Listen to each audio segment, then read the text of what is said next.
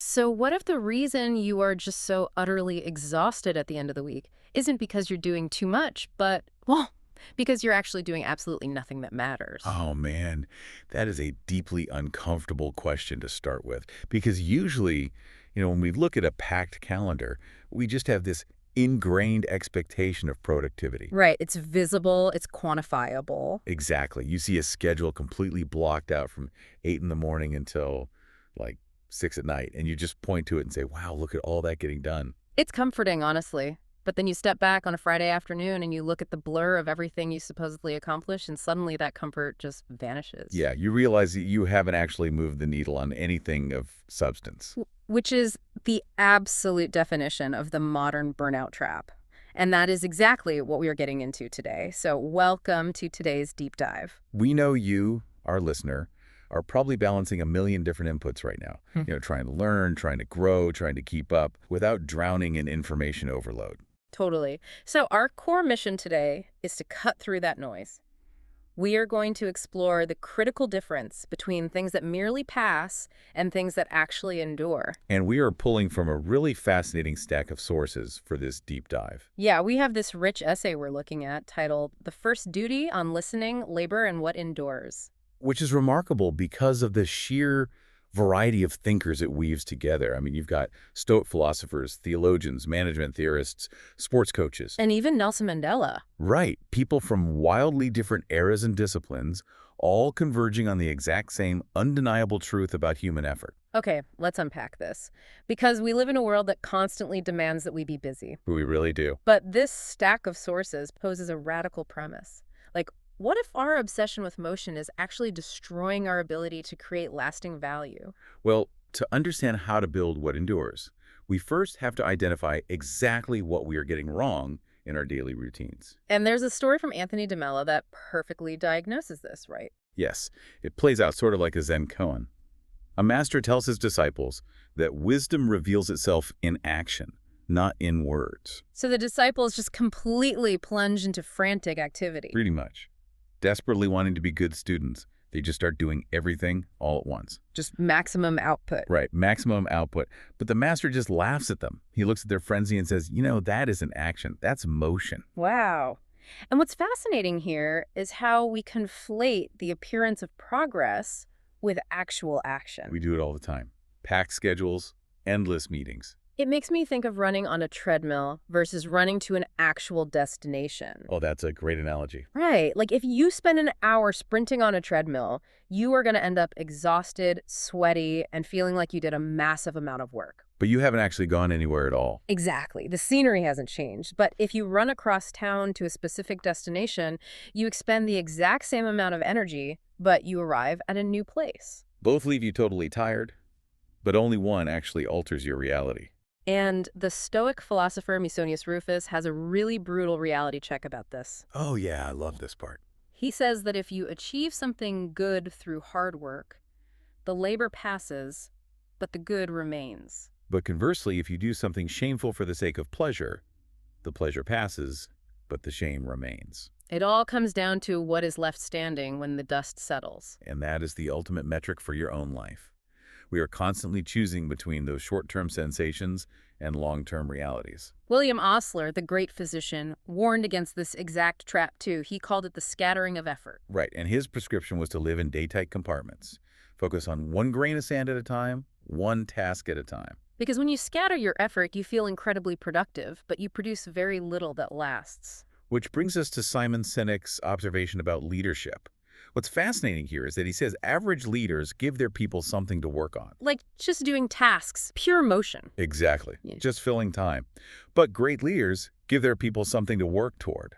That is action. Because the defining difference is direction. Exactly, direction. A vision to work toward builds an enduring reality. So we've established this law of action over motion for the individual on, say, a random Tuesday morning.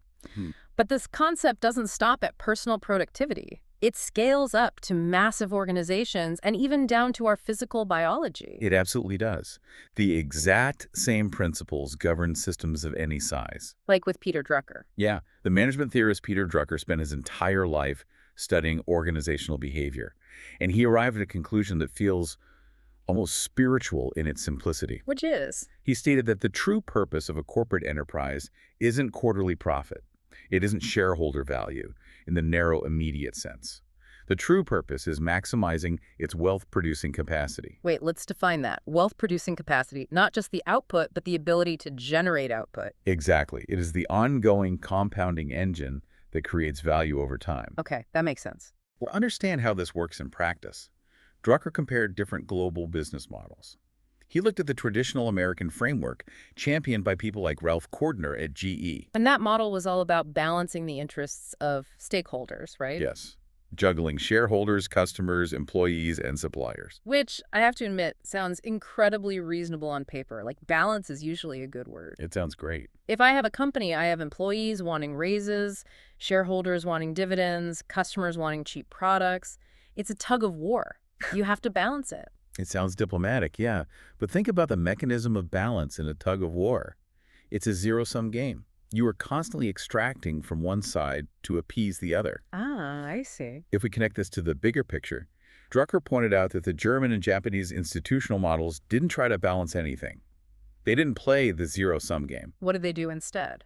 They focused entirely on maximizing the underlying engine of value, the skills of their workers, the quality of their long-term R&D, the resilience of their supply chains. Because they understood that if your goal is building capacity rather than extracting immediate value, then the pie just gets bigger. Right. Short-term and long-term results are no longer in tension. Wait, so is maximizing capacity the exact same thing as taking care of a human body? How do you mean? To me, this feels like the difference between a rental car and a car you actually own. I know I like where this is going. If I have a rental car, my goal is pure extraction. I'm going to drive it over potholes. I'm definitely not going to change the oil. I just want the short-term value of getting from point A to point B before I hand back the keys. Right. You don't care about its future. Exactly. But if I own the car, I want to build its capacity to last. I do the maintenance. I invest in it. Is that what we were talking about here with bodies and corporations? The rental car analogy works perfectly, but let's take it a step further. What happens when the person driving the rental car is actually incentivized by the system to wreck it? Because that's what happens when a CEO's bonus is tied to a quarterly stock bump instead of a 10-year innovation pipeline.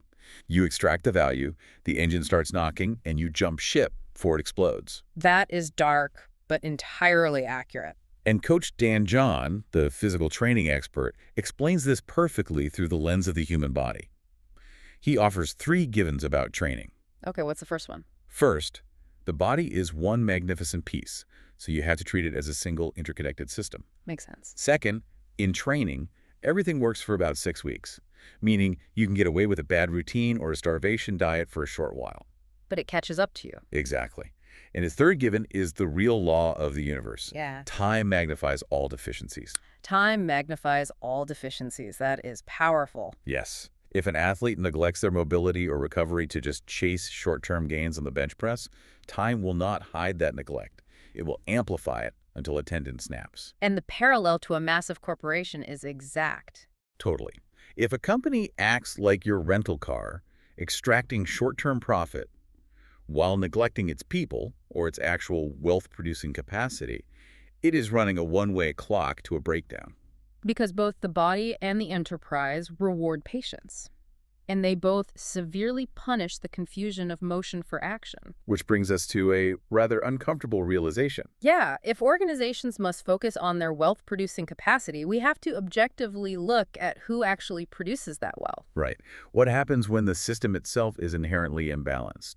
When it's built entirely around that rental car model of extraction? This is where Leo Tolstoy enters the picture, right? With a fiercely objective critique. Yes, in his Calendar of Wisdom, Tolstoy argues that wealth is created by the concentration of human labor. Okay. He notes that throughout history, one group of people produces the labor, and another group concentrates it and accumulates the wealth. And contemporary economists politely call this the division of labor. Right, giving it a clinical name that sort of sanitizes the moral weight of the arrangement. It makes it sound like a natural law of physics instead of a human choice. Exactly. But Tolstoy cuts right through that clinical language. Yeah. He points out a massive illusion. Rich people often consider themselves the benefactors of the poor. Like they think they're providing jobs or charity. Right. But in reality, they are fed, dressed, and kept in luxury by the daily grinding work of the poor. It's vital to look at this impartially, as an economic critique of the systems we build. And to drive this home, there's a quote from the Talmud that Tolstoy uses. A stone falls on a pot, woe to the pot. A pot falls on a stone, woe to the pot. It is a profound illustration of the moral geometry of power. Wait, moral geometry of power, let's unpack that jargon. Do you mean the idea that no matter the angle, no matter the intent, the math of who gets hurt always favors the powerful? That is exactly it. It's the physics of vulnerability. Regardless of whether the stone falls or the pot falls, the weaker vessel is the one that shatters. Right. It doesn't matter if an economic crisis is caused by bad banking or a global pandemic. The executives get bailouts, and the hourly workers lose their homes. Exactly. The geometry of the system dictates the damage. So, what does this actually mean for us? Are we just trapped in this deeply pessimistic pot and stone dynamic forever? It feels like if the system is built on extraction, the pot is always going to lose. It's super easy to slide into that pessimism. But Nelson Mandela provides a powerful counter-perspective. Oh, how so? Mandela looked at these massive systemic imbalances, but he refused to view poverty as an accident of nature. He also viewed that poverty, much like slavery and apartheid, is a man-made condition. An arrangement created by human choices. Right. And because it was built by human beings, it can be dismantled and changed by human beings. And his weapon of choice for that dismantling wasn't violence, it was education. Education and the radical distribution of knowledge. Mandela insisted that education is the most powerful weapon you can use to change the world. And if we look at the mechanics of why this is true, it goes right back to Drucker's idea of capacity. Exactly. Knowledge breaks that extractive cycle Tolstoy described because knowledge operates on a completely different physical law than physical resources. I mean, think about it. If I have a loaf of bread and I give it to you, I no longer have that bread. That's a zero-sum transaction. Right. But if I have a piece of knowledge, a skill, or a profound truth, and I teach it to you, you gain it. But my knowledge hasn't diminished at all. In fact, by teaching you, my own understanding probably deepens. And once it is given, it cannot be easily taken back or extracted by a corrupt system. Which ties beautifully into the quote from Proverbs 9.9, "Instruct the wise, and they will be wiser still." It's the idea that wisdom actually compounds. Yes, compounding wisdom is the ultimate realization of wealth-producing capacity. It is a completely renewable, constantly growing resource. Investing in the knowledge of people isn't extracting from the pot, it is strengthening the pot. It fundamentally changes the geometry of power because you are building an engine that genuinely serves everyone in the system. Okay, so if compounding wisdom and building capacity is the ultimate goal, how does the listener actually begin? That's the big question. Because, honestly, looking at the macro scale of these ideas can cause some serious paralysis. How do you start fixing a broken system or a broken life when you don't have all the answers yet? That paralysis of the unknown is the final barrier. To overcome it, you have to stop planning for some perfect future moment and commit to absolute presence right now. And there is a beautiful anonymous proverb that captures this. Begin to weave, and God will give you thread. I love that image. We spend so much time waiting for the perfect conditions. We think we need the entire school of threads stockpiled before we can even sit down at the loom. We want guarantees. But the proverb says the thread follows the weaving, not the other way around. The action creates the resource. And we see this sentiment echoed across so many different disciplines. You have the real estate investor Robert Allen stating, "There is no failure, only feedback.